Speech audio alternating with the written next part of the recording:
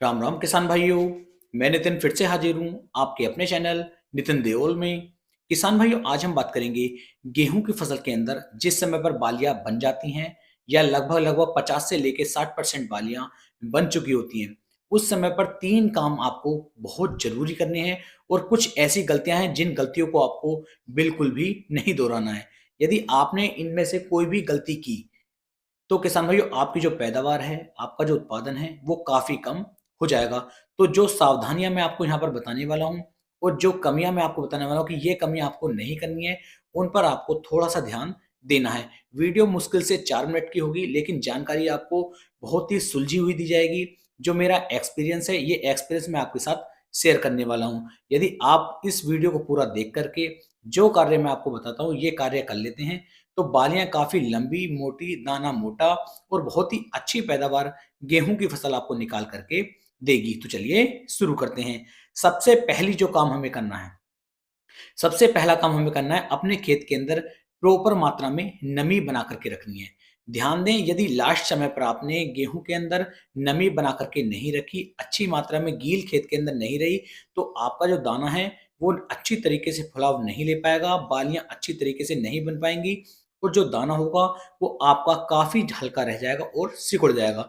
तो सबसे पहला काम आपको करना है, नमी बना कर के रखनी है। वो यही गलती किसान भाई करते हैं कि वे नमी नहीं बना कर के रख पाते और उनकी पैदावार डाउन हो जाती है। और लास्ट जो सिंचाई आपको करनी है, लास्ट सिंचाई आपको किसान भाइयों, जब आपका पूरा खेत बालियों से अच्छी तरीके से भर जाए, उस समय पर आपको आखिरी सिंचाई कर देनी है और उसके बाद कोई भी पानी नहीं लगाना है। ऐसा मान लीजिए, यदि आपकी फसल 140 दिन की है, तो आप जब आपकी गेहूँ की फसल लगभग 110 दिन, 115 दिन के आसपास की आकर आ जाती है, उस समय पर आपको आखिरी सिंचाई कर देनी चाहिए। दूसरा कार्य आपको क्या करना है?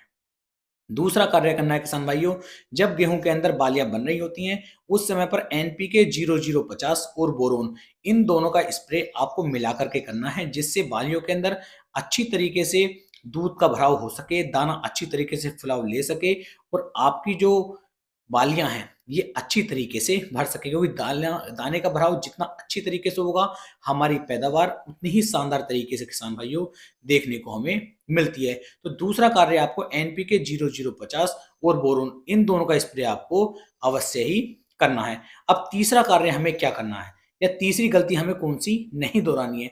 किसान भाइयों, आपको अपने खेत के अंदर पहुंच करके अच्छी तरीके से चेक करना है कि खेत के अंदर किसी भी तरह की कोई फंगस का अटैक तो नहीं है या किसी भी तरह के कोई कीट का अटैक तो नहीं है।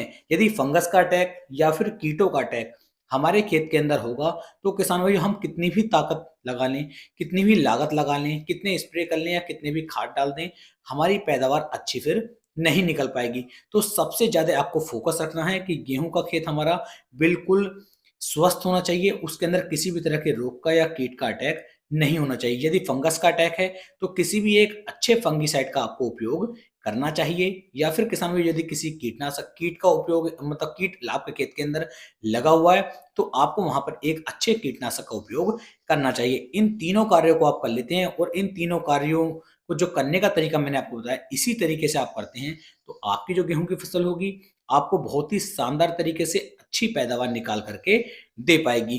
तो ध्यान रखें, अगर इन तरीकों से आप चलते हैं और खेत के अंदर नमी बनाकर रखते हैं, तो दाना फुलाव भी मारेगा और दाना आपका ना ही तो काला पड़ेगा और ना ही लाल पड़ेगा। उम्मीद है मेरी ये जो जानकारी है आपको काफ़ी ज़्यादा लाभान्वित करेगी, आपको काफ़ी ज़्यादा इससे फ़ायदा देखने को मिलेगा। तो मेरी इस वीडियो को आप ज़्यादा से ज़्यादा किसान भाइयों तक शेयर करें। फिर मिलेंगे एक नई वीडियो में, एक नई जानकारी के साथ। तब तक के लिए मेरे सभी प्यारे किसान भाइयों को राम राम जी।